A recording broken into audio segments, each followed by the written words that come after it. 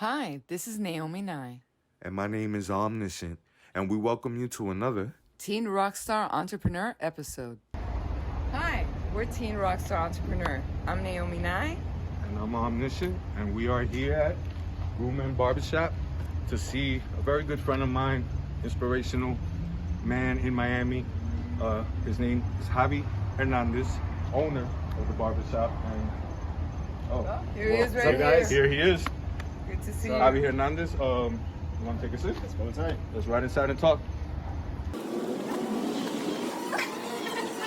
If it's not me, it's nobody. No. If it's not me, nah. If it's not me, it's nobody. Nah. If it's not me, nah. Hi, so welcome to another Teen Rockstar Entrepreneur podcast. I'm Naomi Nye. And I'm Omniscient, and we're here with a very good friend of mine, Javier Hernandez, owner of this beautiful establishment, GruMen Barbershop. Yeah, GruMen Barbershop. How many years has it been already? GruMen Barbershop has been 4 years, but I've been cutting hair and owner of a barbershop for over 20 years. Okay. Yeah. Entrepreneurship at its finest. Yeah. This man has great stories besides the barbershop. He's an inspiration for a lot of us out here. Going in Miami is not easy. That's true. Inspiration for me and for many others. Let's just, start off. Remember, we're going with the entrepreneur state of mind. Doesn't mean that you always have to be the owner, Right. but it's a state of mind. Yeah. At what point did you decide? Because I know you probably started at another barbershop. Yeah, well, I actually did start another barbershop as 16 years old. I started cutting hair over at a Father and Son. If you guys got from Miami, you guys know Father and Son from this area. And started there at 16 years old. And man, I don't know, just, was blessed with talent to cut hair. I wasn't the best student in school, so this was a really good option for me. Cutting hair was a good option because I really wasn't the studiest type. I wasn't, college material. So I found another route. I found, cutting hair. There's a lot of options out there if you're not the college,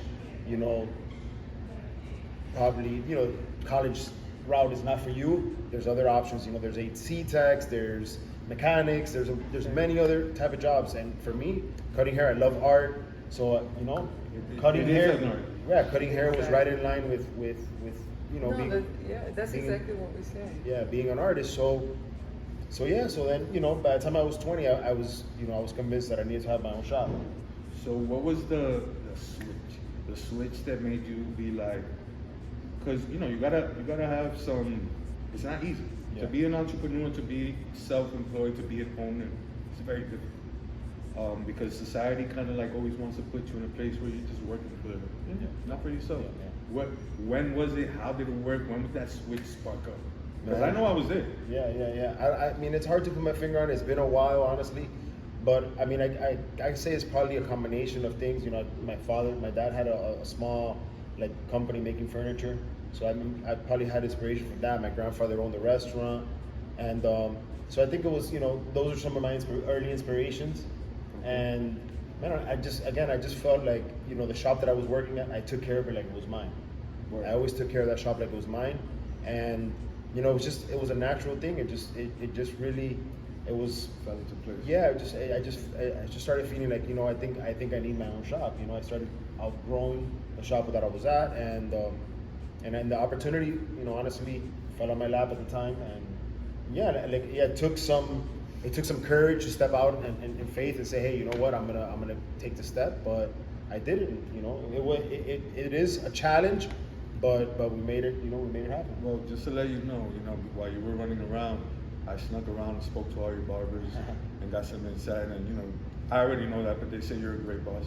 Thank you. Before you run into some questions, I know you personally. Yeah. You have a great story. It's very easy to get entangled. We're speaking to teens. As a teenager, it's very easy to get tangled up in anything. Dumb things, the streets, the people you hang out with. I don't know if you feel comfortable letting the people know your story. It's a great story. Like I said, it's inspiring to me and inspiring, hopefully, for everyone who's watching. Definitely. Man, like you said, my story, but it's no different than a lot of guys in Miami. Ended up having a lot of fun, partying, you know, dabbling in drugs here, drinking, and you know, slowly but surely it took that turn. It took that turn where it became just having fun, hanging out, going out here and there, you know, smoking a little bit of weed, dabbling in different type of drugs, and then before you know it, just went all, you know, it went to the next level, the next level, the next level. There's always a step up, you know, and you know, and then just it kept going there, and I thought I was having a lot of fun, you know. I thought I was having a great time. I thought it was all fun until it stopped being fun, you know, and then So it turned into an addiction. yeah, I didn't know it yet. I didn't know I was an addict until I tried to stop. You know, you don't know you're addicted until you try to stop. You think it's all fun, you think you're having a great time, but then when the consequences start adding up, you know, you end up in jail, you black out, you crash your car, you know, little things like when all your friends go home and go to sleep, you keep going for 2 or 3 days, you know, and those things start adding up, then you start realizing, there might be a problem here. You know, when you end up getting Baker acted, when you end up, and all your friends are like, oh, I went home and went to sleep last night. And I'm like, that's not what I did. Things are not making sense, you know?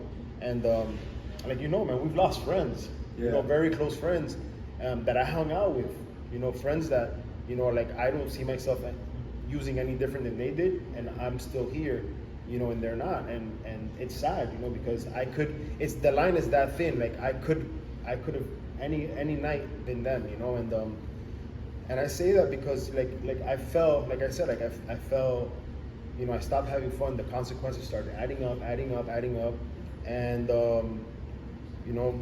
And what was like, because we all like have a moment where we have that self-awakening, where we realize and we see ourselves for the first time in the mirror, and we're like, what am I doing? We start taking accountability. Like, how did that happen for you? Well, I mean, I'll tell you this. I mean, talking about the mirror, I know I used to look at myself in the mirror and be disgusted with myself. You know, I got to the point that I would look at myself and I was disgusted with the person that I was seeing, you know. For me, honestly, I remember getting Baker acted for one of the last times, and you know, I hit my knees. For me, it was hitting my knees and saying, God, because I wanted to commit suicide. I was done living, and I said, God, if you let me out of this place in this condition, I'm gonna kill myself. I don't want to live anymore. I don't want to live like this anymore. And I hit my knees. I hit my knees next to that bed at UM Hospital and in the Baker Act Center, in the psycho ward, and I didn't know this then, but God started working in my life right there. You know, the very next day, it was the first time I had slept in a long time. The very next day, you know, I woke up with a little sense of hope that I didn't have the night before. You know, again, this is all easy to see now, but I didn't see it at the time. My life at the moment was, you know, mess. You know, and then, but things started happening. You know, I started looking better, talking better, doing, you know, like something started shifting inside of me through that prayer, and you know, and I look back now and I say, yeah, God, you know, that prayer that when I finally surrendered and said, God, you know, you're in control. I don't have no more control with this, and He showed up. He showed up for my life, and you know, just from there, it was one God. I call them God incidences after another. It was, you know, I started met the right person. I started going to AA, which is huge in my life. I went to South Miami Recovery Center, you know, and obviously you know, like for young kids out there, you know, like there is a choice. It's just sometimes tough to make it. You know, make the right choice. It's hard to make the choice. I had to suffer and go down to the bitter end. I don't suggest it for everybody, but for me, it was the only way. It was the only way going, you know, it took me what it took me, you know, and that's why your story is so important, because it could be a savior for someone else to be like, I don't have to reach that point. Right, learning from someone else's examples. That's why we do that, to be able to inspire youth and to let them know that, you know, what they're feeling, those feelings, like they're not the only ones that feel that. You know, we all feel that insecurity, that shame, that need for approval of others. You know, we all feel lost. So it's really important for them to hear that. And so I guess my question to you is, why do you think you fell into that? Do you think that it had to do with your teenage years? What we like to ask our audience, or the guests that we have on the show, is what struggles did they go through when they were young? Yeah, I mean, that's a really good question. And I'm in recovery, I help out many guys. I'm blessed beyond belief in the amount of people that I am able to help out now. And I'll tell you this, all the stories, none of them make sense. What makes a person an alcoholic and an addict? I have guys that are rich, have perfect lives, loving parents, everything, end up alcoholic drug addicts. I have abused and like all the worst ends up alcoholic drug addict. I have everything in between, ends up alcoholic drug addict. I'm in between. Grew up loving parents, pretty much athlete. I mean, you would, if you look at me on paper, you'd be like, seems like a pretty normal. But what about on the inside? Like I said, I was having fun until I stopped having fun, and then I started feeling broken. But what got me there was really nothing dramatic. Right. So that, I guess that's what I want, because there's always the story of the kids that are broken, Yeah. but there's me, that there's also people that go through stuff that are not traumatic, that are come from that type of lifestyle, right? That we say, oh, this kid's been beaten, this kid's been abused, and he ended up this. I mean, yes, that happens. Right, you could still be in a loving home and maybe not make the best choices. Right, you can. That was mine. I am dyslexic, but I don't think I'm an alcoholic because I was dyslexic. I ended up an alcoholic drug addict because that's the way I guess I was born. Something there. It happened. It can happen. To, what you're saying is that it can happen to anyone. Exactly. Yeah, you could be born in any class, any neighborhood, Yeah. and have any circumstances as a teenager or growing up, and still. It doesn't discriminate. is what I'm Exactly, saying. you could fall victim. Addiction and alcoholism and drugs and does not discriminate. Anybody anywhere, the best neighborhood, the worst neighborhood, can leave their house and go get a drink, and go get some drugs. Anybody. You don't need to be in any special place Right. to find this stuff. So that's my encouragement to kids. Is if you want to not head that route, it's make the right decisions before you get there. Right. It's for me, it's I'm plugged into a church. I'm help youth there. We have youth groups, youth camps that make it fun for kids to show up and love Christ and love God, and it's not a burden to be there. It's fun. We play ping pong. We just love on each other there, and disciple each other, and show young men that you can be a successful, fun, stylish, and business owner, and follow God and not be boring. Yeah, exactly. Without any of the other stuff. And be without part the of a other- community Right. that's loving and accepting, Right. and Yeah. exactly, And- and it wants the best for you also. Right, and that's out there. I knew it was there, but I never ventured to try it. I never ventured to So, try it. brother, do you mind me asking how long? How long I've been sober? I've been sober for 8 years now, man, by the grace of God. And it's definitely been a blessing. And I will say this, this is obviously for more people my age, but the trajectory of where my life was headed versus where I'm at today, it's night and day.